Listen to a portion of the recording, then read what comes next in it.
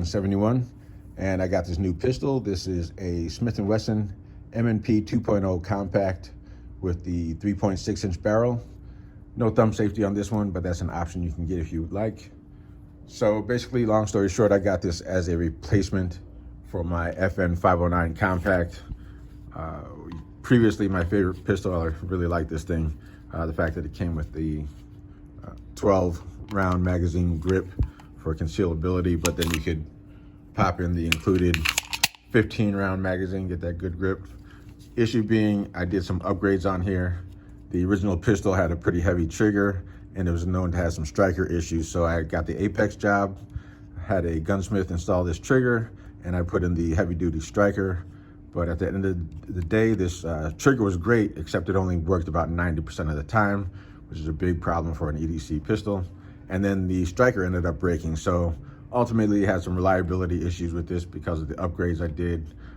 But at its base, it's a great pistol, but right now it's just not reliable. So I needed a solid replacement for this. So the Smith & Wesson M&P 2.0 compact was pretty much perfect for that. Just in terms of size and shape, form factor. Let's see. These two are really pretty equivalent in terms of length, grip, height.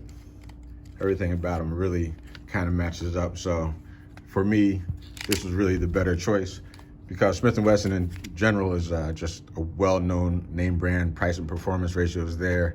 Quality, reliability is there. So I really can't go wrong with the Smith & Wesson as far as I'm concerned. So especially with that famous Smith & Wesson grip angle there for the natural presentation. I love this aggressive grip on here. So if your hands ever get hot and sweaty, that thing's not going anyplace. It really locks in.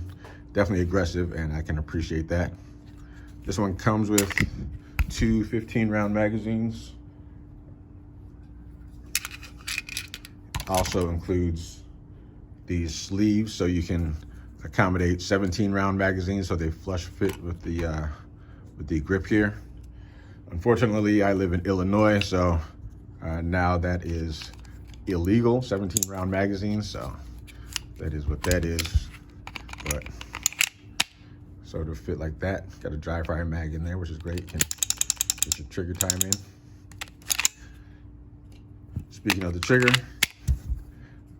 this is a newer version of the compact series, so it's got this new and improved trigger.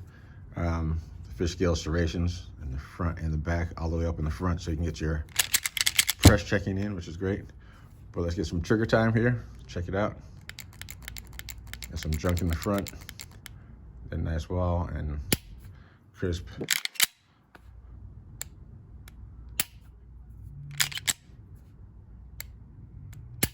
Yeah, I like it. It's a good trigger, definitely workable for me. Definitely not going to do any upgrades or anything crazy with this one. I'm going to leave it pretty much stock outside of the addition of the optic and the light, of course, just because I want it to be no issues basically. So we'll leave this as is. I really like the trigger as is, and the iron sights that come with it, suppressor height sights. These are metal sights. They're pretty good as well. Coat witness there, which is nice. I might black those out potentially, but we'll see. Outside of that, this one also comes with these grip swells, so you can, or palm swells, so you can adjust your length of pull to the trigger there. I've got the medium large on here, so just right on the trigger there. Comes with a little tool that's built in here. You just pull this out, and then that allows you to remove that and pop in the new one, which is pretty straightforward. But beyond that, I've got the 508T on here. The pistol does come with these plastic optic plates for different formats of optic footprints, but I use the CH Precision plates. They just make better plates than the manufacturers do, so I've always used those on my pistols and no complaints. Very happy with those, so highly recommended. CH Precision plates. And the Holosun 508T on here, the titanium with the solar panels, which is great. And of course the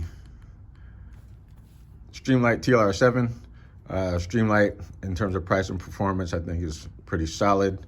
This is the 500 lumen version. Some people have TLR6s on here, but I think that's only 100 lumens. But for 500 lumens, TLR7 is really where it's at.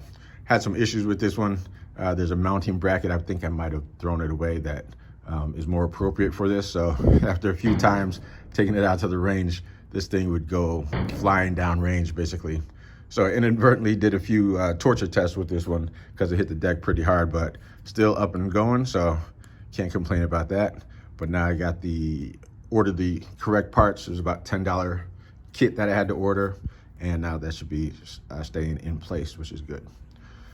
So yeah, outside of that, I also got a holster from C&G. It was hard to find a holster that was compatible with the compact and the TLR7.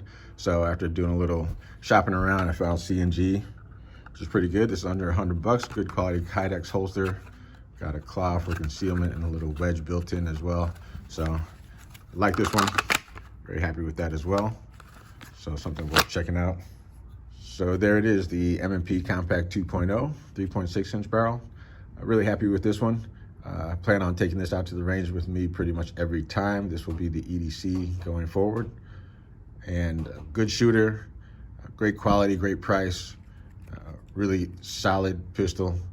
Definitely if you get a chance to go to the range and rent one, I recommend you check it out and let me know what you think. Outside of that, come on back and check me out. We will shoot the shit. Peace, y'all.